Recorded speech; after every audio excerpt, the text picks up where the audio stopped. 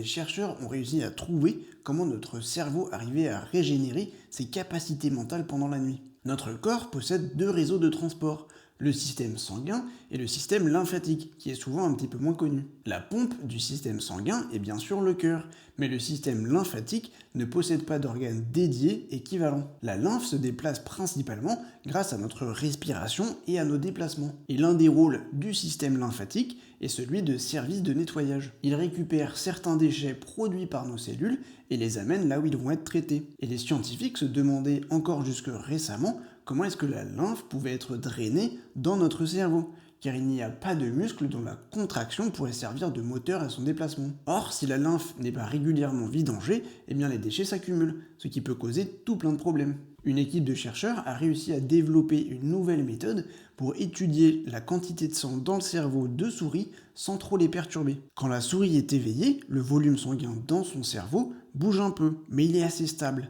Alors que quand elle dort, ces vagues apparaissent et comme vous pouvez le voir sur ce schéma, la dilatation rythmée des vaisseaux sanguins permet de pousser la lymphe autour d'eux et donc de vidanger le système lymphatique du cerveau pendant le sommeil. Cette découverte est vraiment assez ouf, car grâce à elle, on va peut-être bientôt pouvoir prévoir l'apparition de maladies neurodégénératives dues à l'accumulation de déchets dans le cerveau avant même que les premiers symptômes n'apparaissent. Ce qui veut dire que potentiellement, on pourrait traiter ces maladies avant même que le moindre dégât ne soit fait au cerveau. Et c'est cool de savoir que